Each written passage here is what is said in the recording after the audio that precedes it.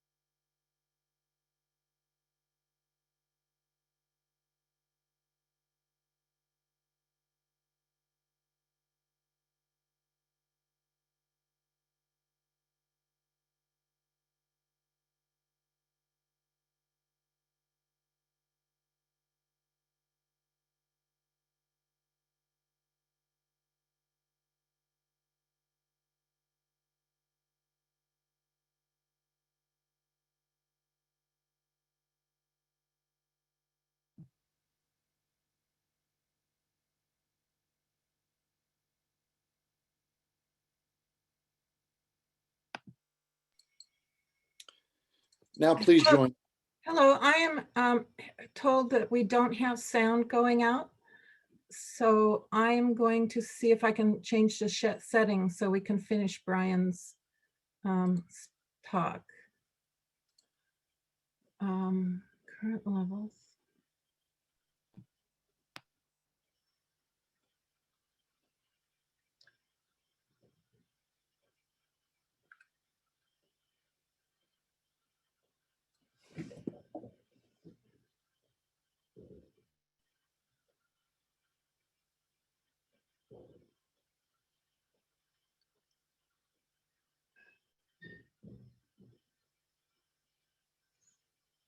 I'm sorry, I cannot figure it out.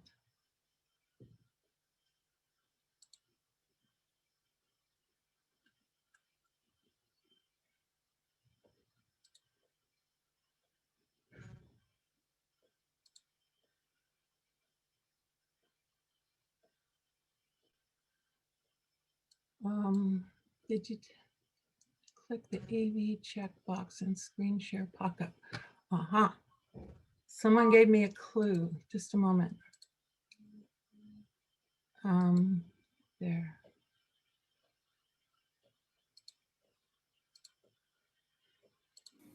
The question of what that is comes down to, what is the source of meaning in life?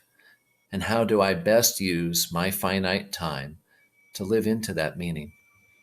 And since money is a representation of the time I've paid for it, how do I best use it to make meaning come alive for myself and for others? My ability to live into life's meaning is a function of your ability to live into life's meaning. Our destinies are inseparable, and my quest for purpose is only possible when your quest for purpose is possible. One cannot exist at the other's expense. We all get there together, or none of us gets there at all. Community is where I find this shared journey to be most alive. And KUUF is where I find a community that is unique in its commitment to create together the conditions of love and justice necessary for each of us to live into our life's purpose.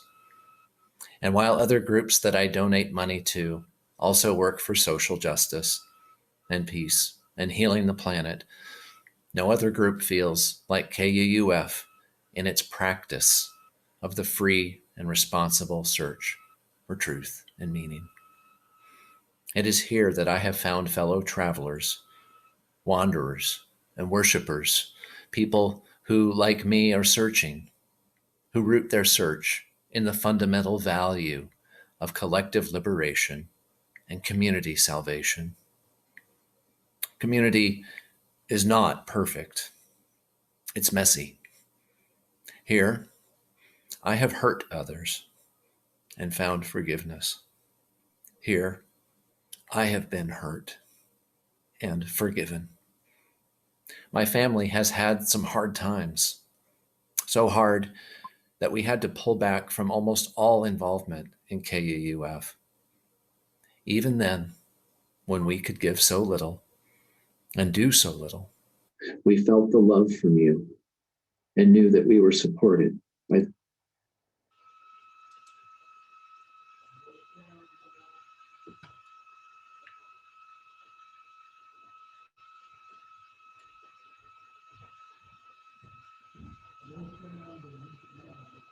Edward, are you there? I'm here. Now, I think we're going to move to the call to worship here. Please join in our call to worship, number 159. This is my song, performed by Brian Kenny, Mike Menifee, and Alina Hemingway.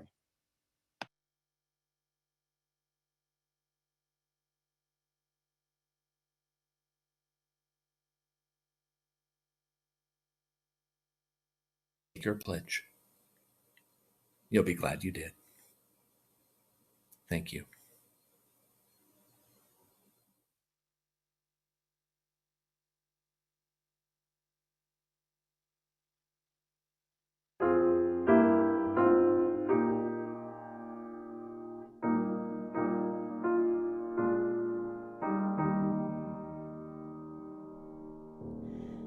This is my song, O God of all the nations, a song of peace for lands afar and mine. This is my home,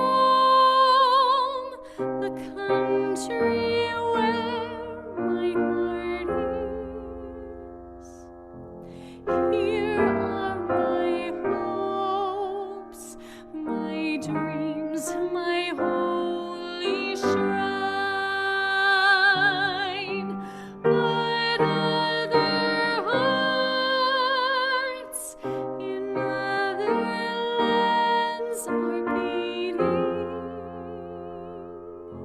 with hopes and dreams as true and high as mine. My country's skies are bluer than the ocean, and sunlight beams on clover leaf and pine. But other lands have sunlight too, and clover, and skies are everywhere as blue as mine. Oh, hear my song, thou God of all the nations, a song of peace for their land and for mine.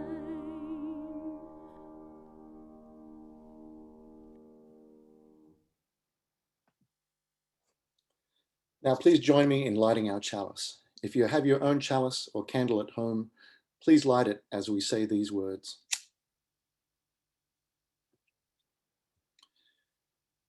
We light this chalice to help us move from truth to untruth, to help us move from ignorance to wisdom, to help us move from animosity to love, to help us move, today and in the days to come.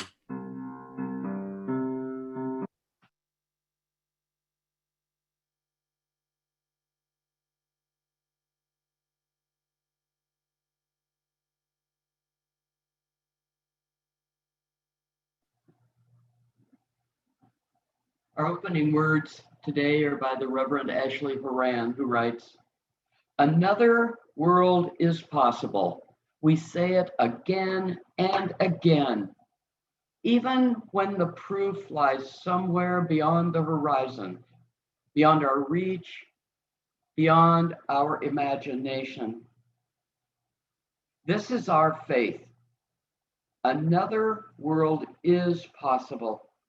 There are many routes to liberation, toward freedom, but the abundance of options does not absolve us of the responsibility of acting. Another world is possible. Good morning. It is good to be together.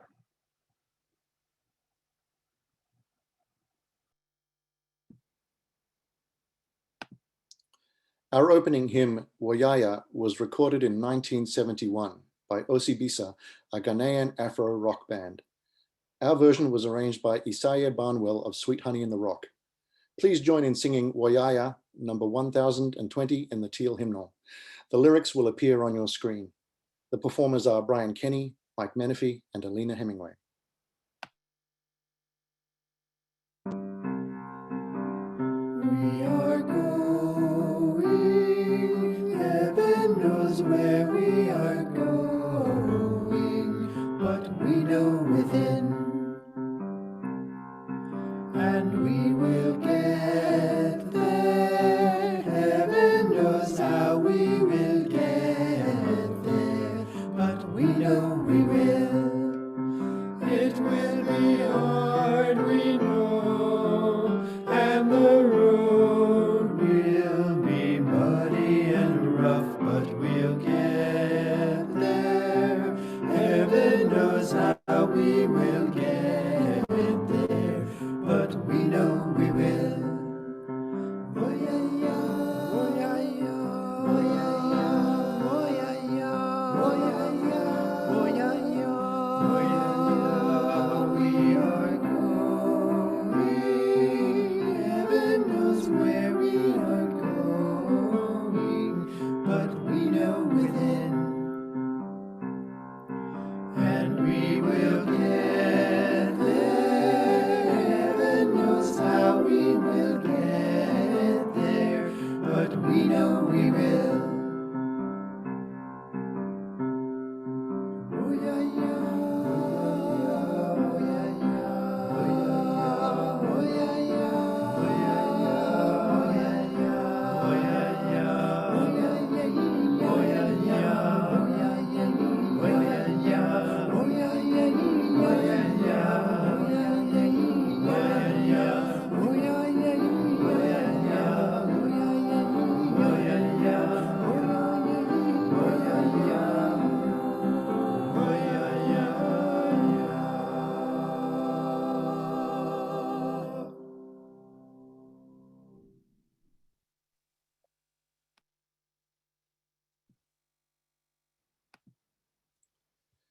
Please join me in the spoken affirmation.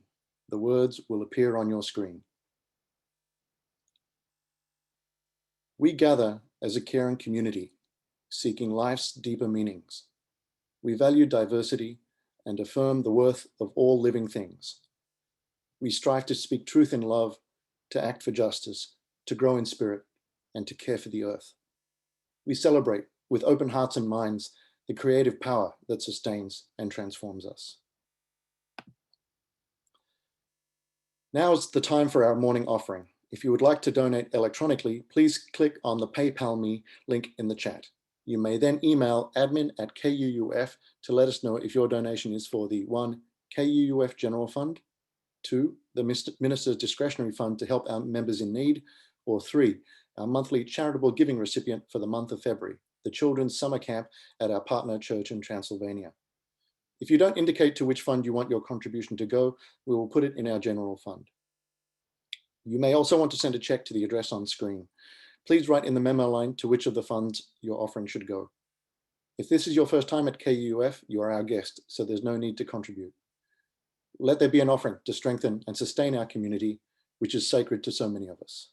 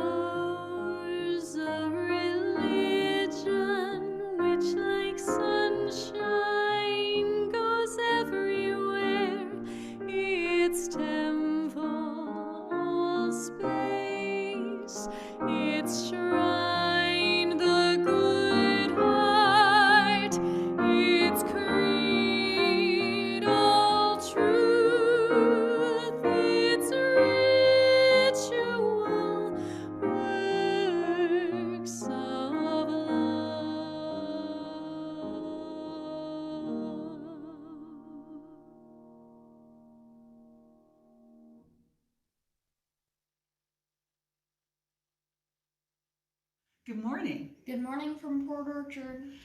And today's story for all ages is Peaceful Fights for Equal Rights. by Rob Sanders, who dedicated this book to those who lost their lives at Marjorie Stoneman Douglas High School and those who found their voices to fight for a more peaceful future. This book is inspired by The Power of Nonviolence by Dr. Martin Luther King Jr. He explained that the ultimate goal of nonviolent protest is not to humiliate or defeat, but to win friendship and understanding.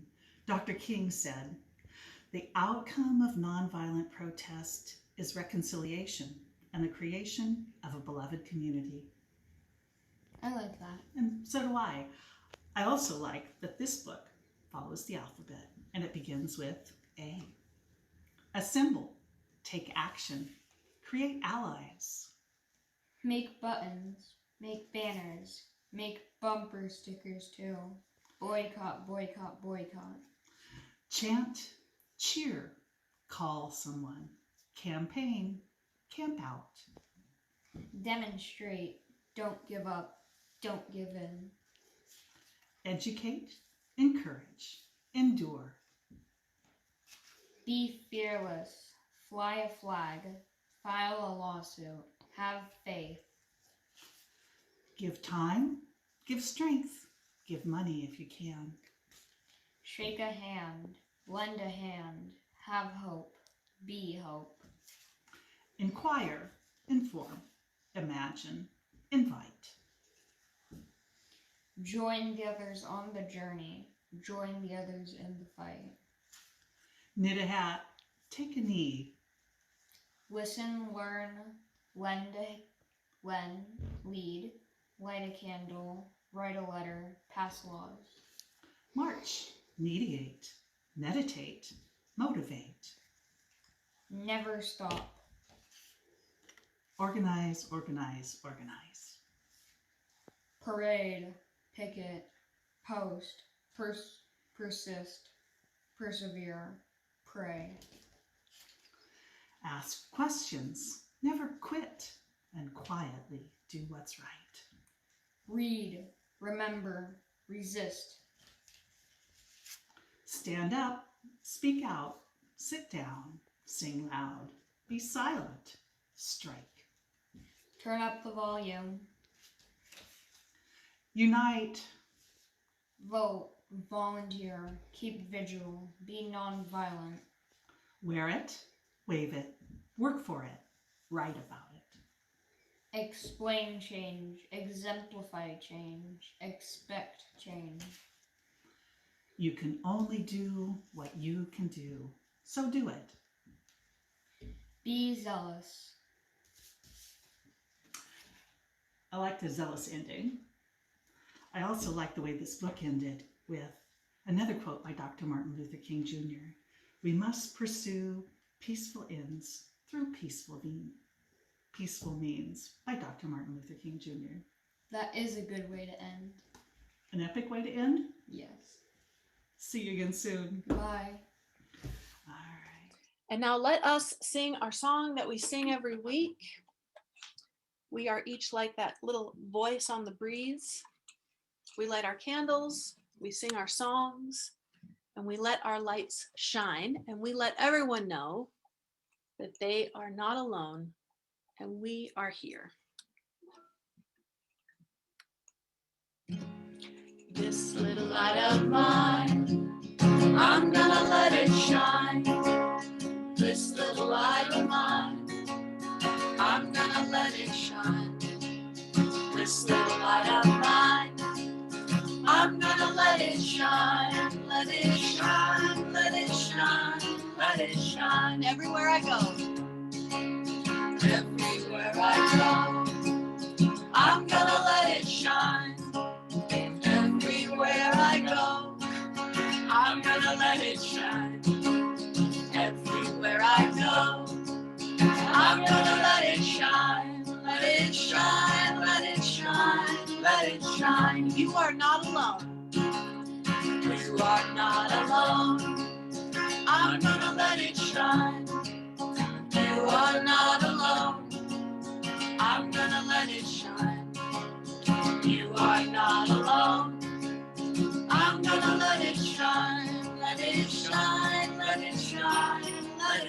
shine. This little light of mine. This little light of mine. I'm gonna let it shine. This little light of mine. I'm gonna let it shine. This little light of mine. I'm gonna let it shine. Let it shine. Let it shine. Let it shine. Let it shine. Let it shine. Let it shine. Very nice. Thank you. And thank you all for singing along.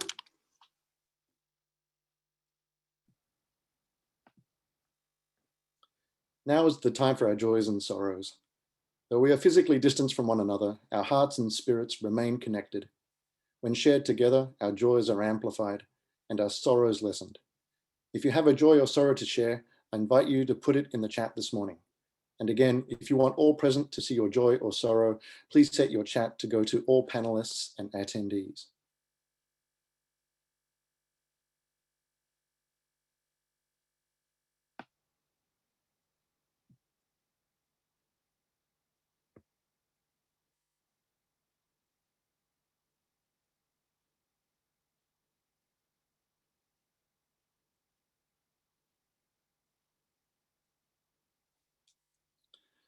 A joy from the Emmets.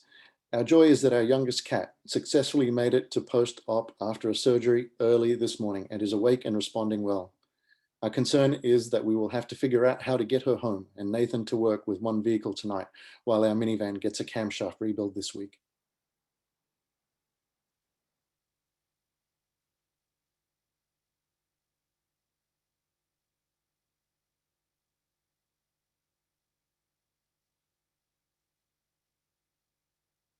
A joy from Ellie. Joy that I was privileged to have my second COVID vaccination shot this week.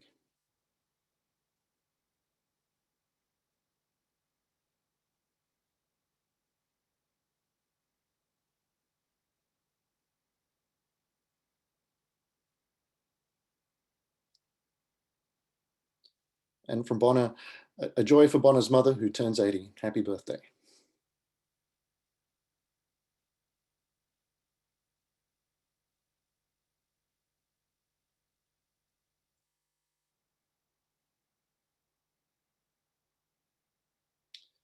From Matthias and Bunny, sorrow for those lives lost in the winter storm and the resulting power failures in Texas and other southern states. Joy that Bunny's family now has power and clean hot water restored. Great news. From Maria, a concern that her best friend, fiance, and pets are without water and power in Houston. And joy that her daughter, Maria, joins us every week. From Ginny, in remembrance of Mark's auntie Mieko, who died peacefully this week, surrounded by family in California. From Liz and Brian, joy for Liz's mum, who received her second COVID vaccine on Friday.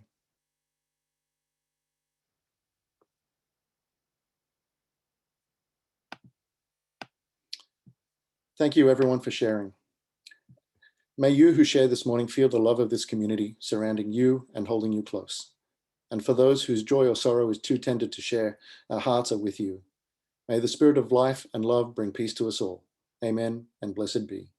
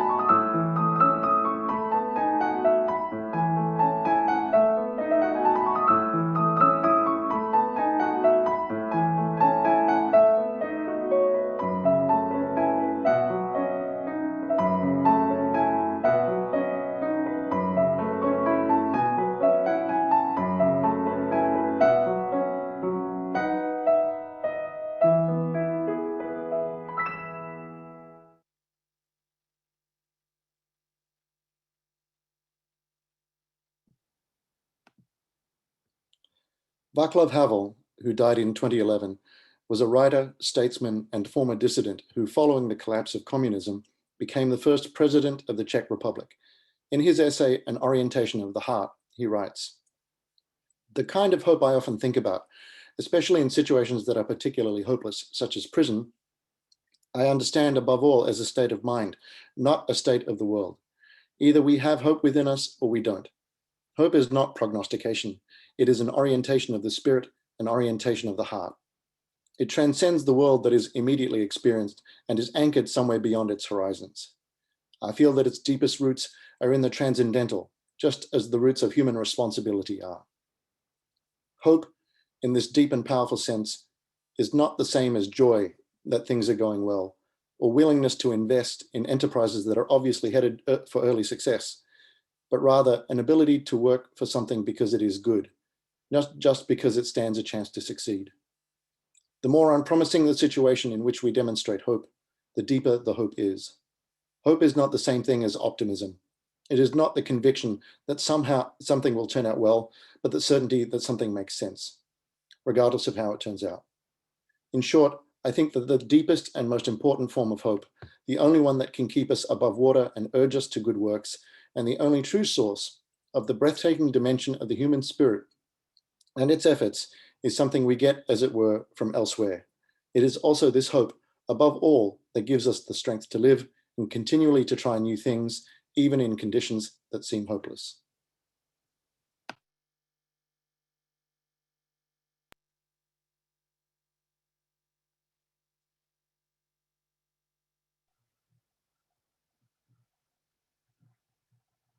Several years ago, I was invited to introduce Paul Loeb, who's a writer and a researcher, at an Olympia meeting of community activists.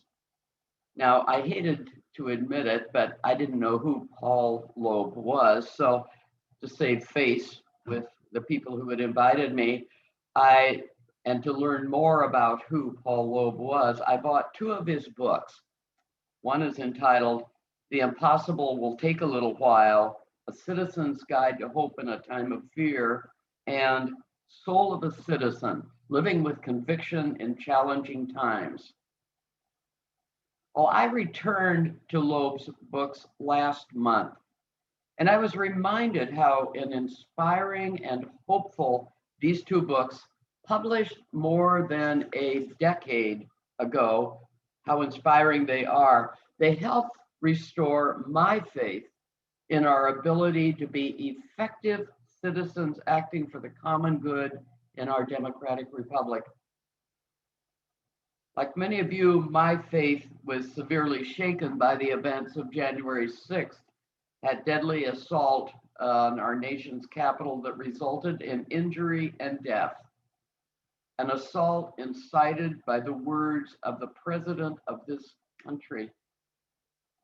The film shown at the impeachment trial of that insurrection underscored the violence, the terror faced by lawmakers and staff, although the graphic images did not sway the opinions of senators who voted not guilty on the impeachment charges. But we should not be surprised. The persistent erosion of this country's democratic norms and institutions has been happening for decades. January 6th was a sad culmination. Indeed, the words of the prophet Hosea prove prescient in today's United States. For they have sown the wind, and they shall reap the whirlwind. But it is not they, but us, this nation, that is reaping the whirlwind.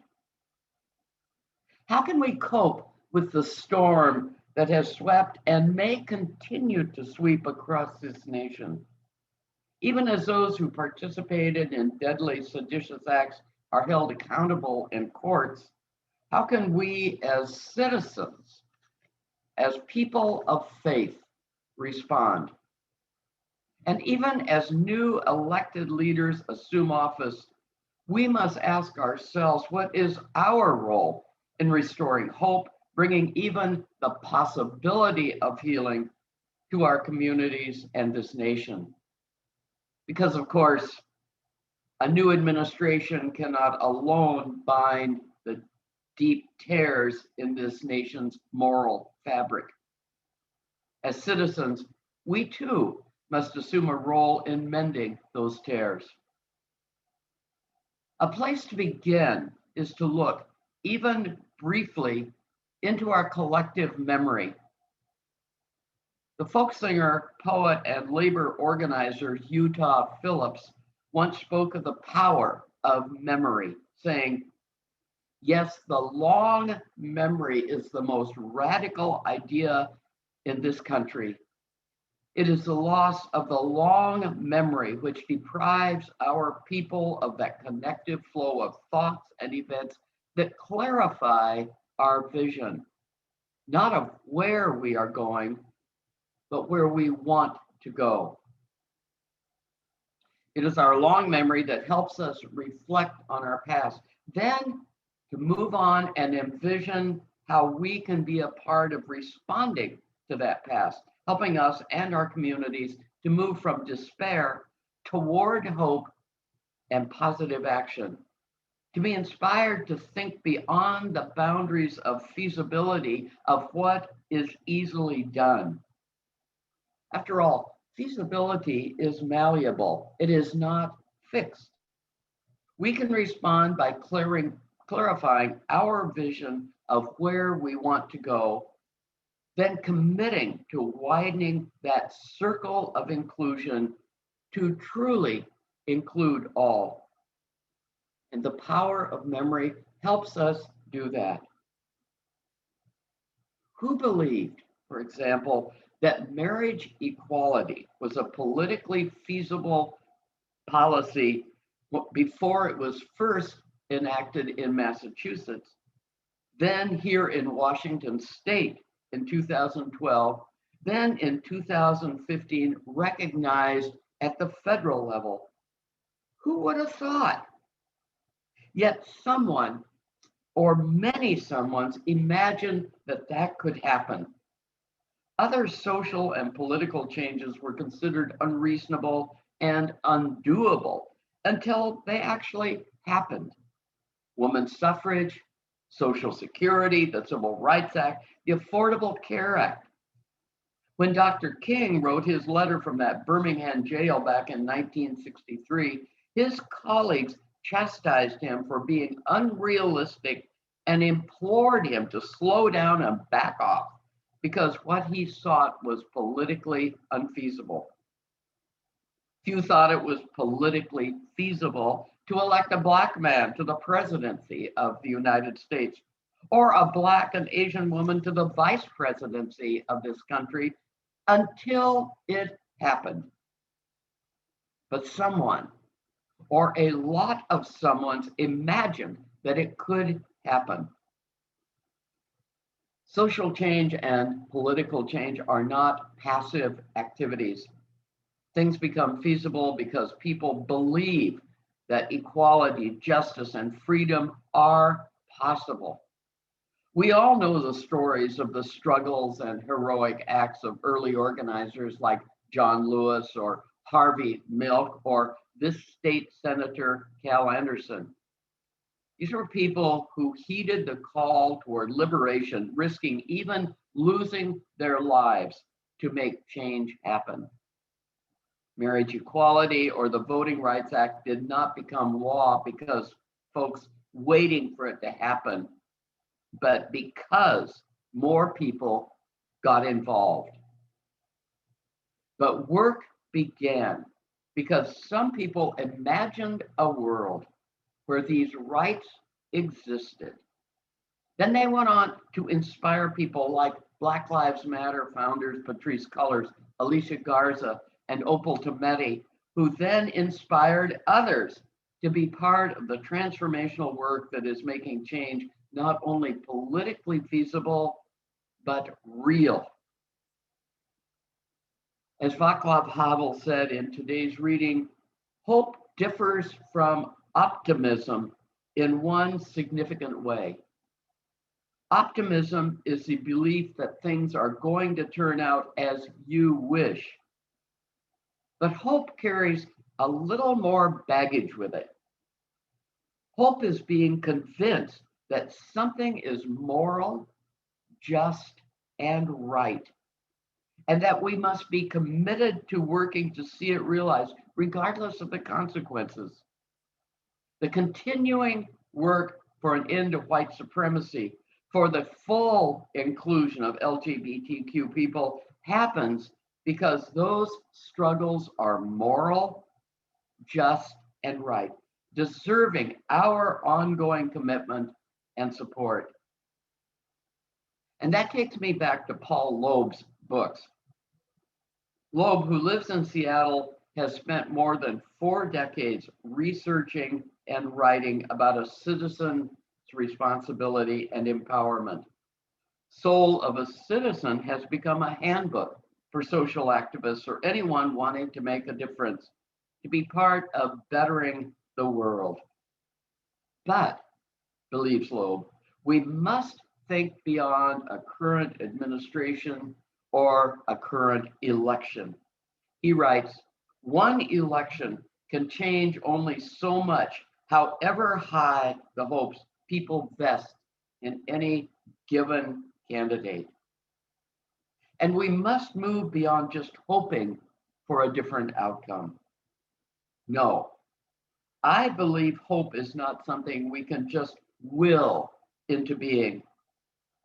It arises from an honest awareness of the challenges that lie before us. But yet we continue because the cause is moral, just, and right. And it deserves our willingness to grapple with things that as they are, and our trust that our efforts are multiplied when we join hands and work together. Change is made possible by the continuing actions, the commitment of ordinary citizens, from publicly voicing their convictions to voting. Continuing actions of ordinary citizens, just like each one of us. We have seen how conviction to change through voting has altered federal representation in Georgia, where for the first time in that state's history, a Black man and a Jew will serve as that state's senators. Conviction to the promise of voting inspired many of you to write hundreds of postcards, make dozens of phone calls, contribute to candidates you support. Voting is a very simple act, but it is an act of faith. It is, as one journalist observed recently, a pledge of allegiance to the future of this country. Despite a global pandemic, despite postal delays or bad weather, people voted as if their country depended upon it. Despite attempts to undermine confidence in the electoral process, voters held on to a conviction, to their conviction that they needed to vote. The possibilities are endless when we dare to imagine what the world might be and see ourselves as ones who can help bring about that change, even if we can't see what that change might look like. And that's exactly what you are doing when you put your Black Lives Matter banner on your congregation sign or stand with your signs in Port Orchard, right? You don't know who might see you taking your stand and decide the next week they will join you. Hope inspires, even compels us to get involved, even at a distance and online, and to do so with local groups that are working on issues of concern to you: climate change, ranked choice voting, homelessness, criminal justice reform, the death penalty, dismantling white supremacy, like many of you have been doing for many years or even decades. If you are new to the process, learn how you can voice your opinions on these issues in our state legislature, or even sign up to testify. The League of Women Voters has a tutorial on how to use our state's excellent legislative website. And just this past week, I used that website to voice my support for 2 of the police accountability bills being considered in legislative committees. No, we do not lack serious issues in our state or in the nation. But while not one of us is responsible for or can individually remedy these issues, we are part of the body politic, the polis, the people, the body politic that shapes our society. You can find inspiration in the words of writers who dare to dream, who use language to encourage others to dream.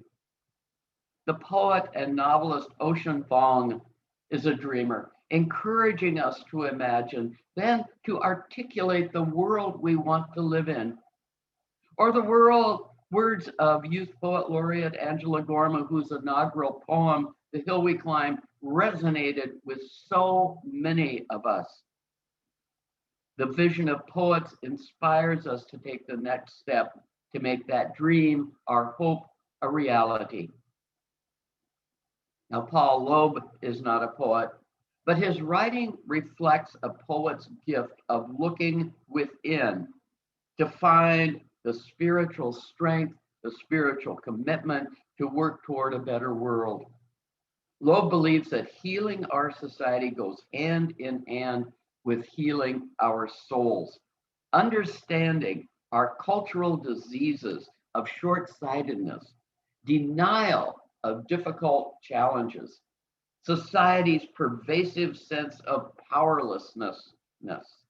Then go on to explore how ordinary citizens have challenged apathy and cynicism to bring hope and commitment to their work for change. Loeb does this by recounting in his books numerous stories of people he has talked with as he explores how citizens are empowered to work toward a better world. Now, I know that similar stories to those that Loeb recounts might be told by many of you gathered this morning. I know some of you have been involved in environmental and justice work for a long time. Some of you are more recent justice activists compelled to act by egregious displays of racism and inequality in our country. Loeb's stories of everyday heroes, people from very different backgrounds and belief systems, are very inspiring. Stories of people who saw something wrong, then decided to work with others for change to make a difference. They might have been inspired by Dr. Martin Luther King's advice, take the first step in faith. You don't have to see the whole staircase. Just take that first step. Loeb's stories are of people who took that first step in hopeful and soul-saving antidotes to the cynicism that can undermine our best intentions. As you take that first step, keep your inner fire for justice burning, as Paul Loeb and other activists have done. Hold on to that vision of human dignity that has inspired curious leaders to ask, why not? This vision can open each of us to new experiences and inspire us to work toward a world as it could and should be. By envisioning new ways of being, we open ourselves to new possibilities, even as we recognize that democracy is never fully achieved. It is always dynamic, an ambition, a state of becoming. Democracy calls us to be part of that dynamic movement toward realizing the hope of our democracy. In the final chapter of Soul of a Citizen, Loeb offers 10 suggestions for making our engagement with justice issues more fruitful. Number 8 is savor the journey. He says, changing the world shouldn't be grim work. Take time to enjoy nature, good music, good conversation, something that lifts your soul.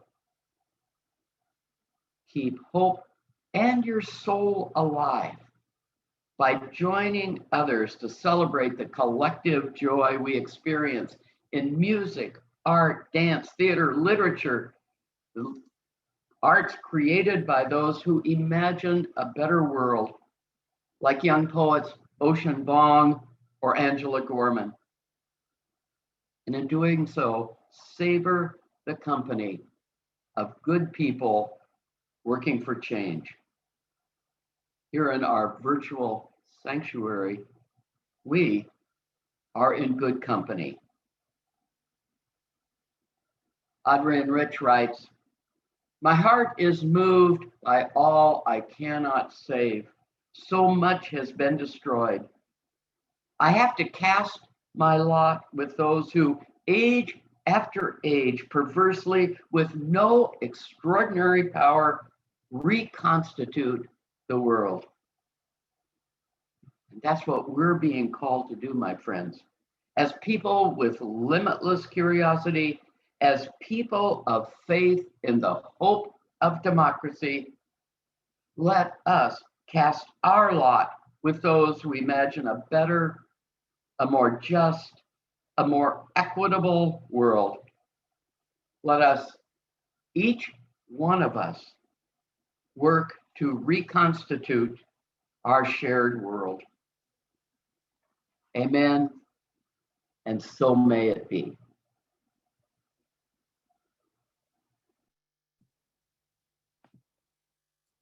Thank you, Reverend Carroll. I invite you now to set an intention and choose your word for the week ahead. You can choose 1 word or 2 words or even 3 words. And if you feel called to, please put them in the chat. I will read them aloud. And one last time, if you want all present to see your intention, please set your chat to go to all panelists and attendees.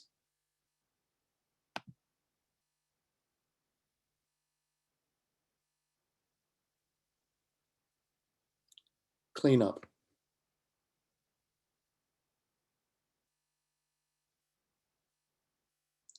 Patience and purpose. Kindness. Perseverance. Focus. Commitment.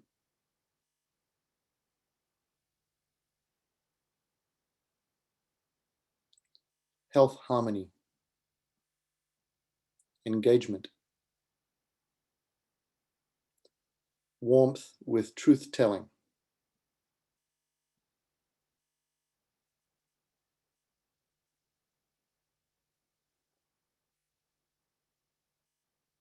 Family. Take a chance, take a step. Celebrate my matriarch. Consistency. Faith, trust.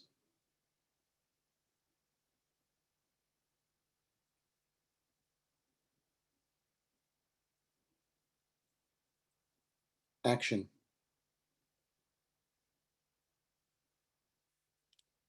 Letting go of worries.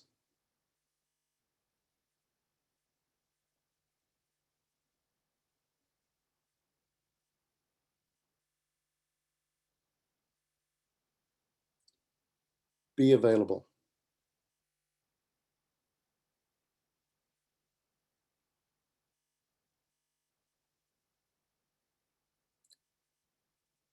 Thank you everyone for sharing your intentions. Our closing hymn, number 1028, The Fire of Commitment, is performed by Brian Kenny, Alina Hemingway, and Mike Menifee. I hope you will sing along.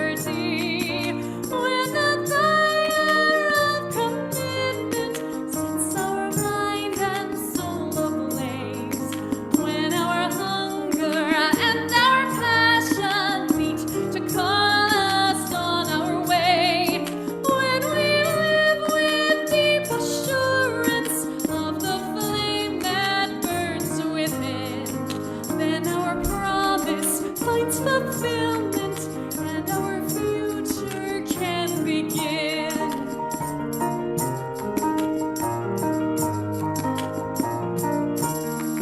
From the dreams of youthful vision comes a new prophetic voice, which demands a deeper justice built by our courageous choice.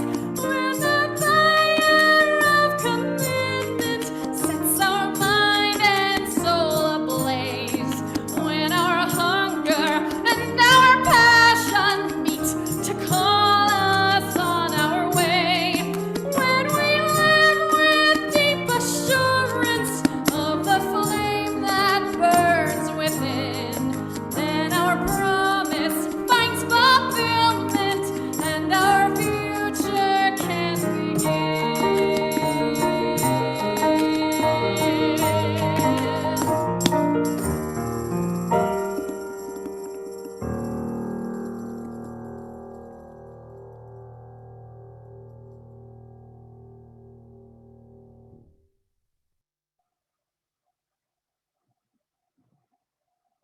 Let us extinguish our chalices with these words adapted from those of the Reverend Teresa Cooley. In this time of anticipation, let us continue to imagine what we can be and how we will be. May we welcome that which is new. It is in that very newness that we find possibilities, potential for that which is yet to be. May our work be grounded in that which is eternal: love, faith, hope, the urge toward justice. In this time of anticipation, may each of us welcome the possibilities that await today, this year, and in the mystery of many tomorrows. And may we do so in peace. Amen.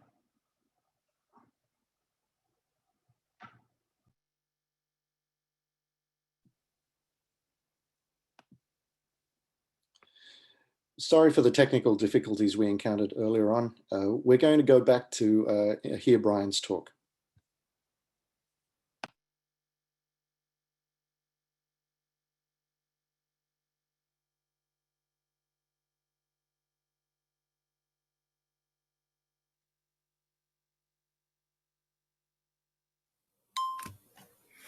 Hi, I'm Brian Watson, and I have been involved with KUUF for about 25 years. I'm here to share what making a financial pledge to KUUF means to me, and what makes our family's pledge to KUUF unique among all the groups we give money to. Like you, my time on earth is finite. I have only so many minutes to live. When I chose to work for money, I'm paying for money with my time, those finite minutes I will never get back.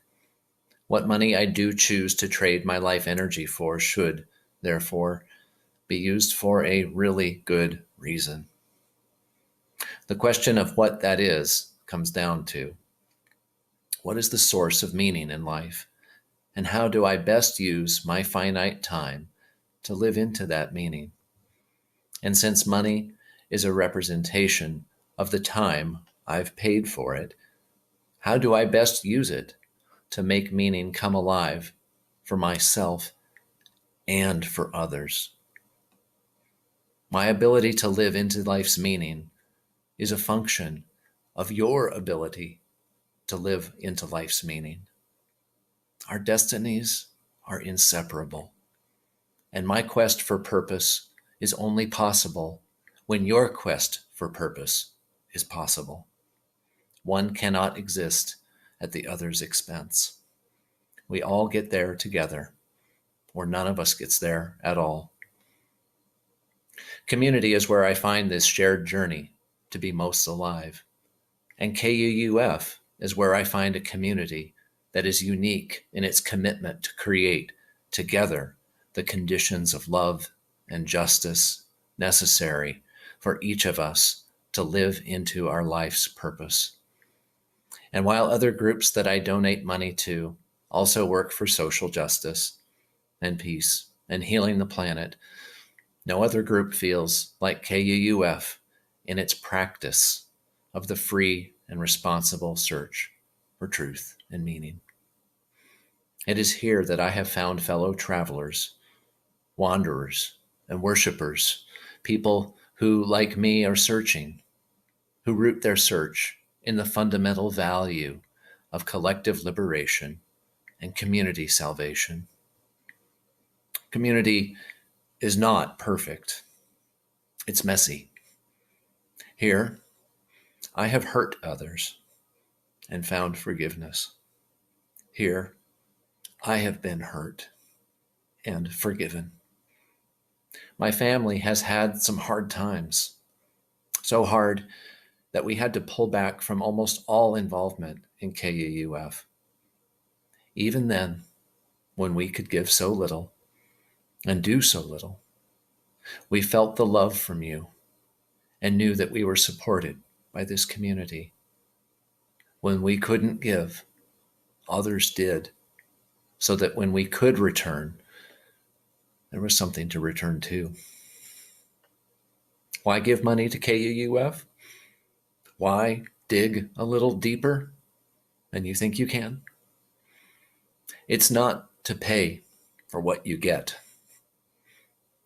It's to pay for what you won't get, but someone else will. Someone else did that so that you could be here today. Someone did that long before I came to KUUF so that I could be a part of this beloved community. Who will come after you? What do you want them to experience? What are the things KUUF could do to make the circle wider still? So, sharpen your pencil, do the math, balance your books, put a price tag on the future you want for people you will never meet. Only you can do that. But do so, and then pay up. Fill out the pledge form that came in the mail a couple weeks ago and mail it back. If you've lost it, just reach out. As they say, operators are standing by to take your pledge. You'll be glad you did. Thank you.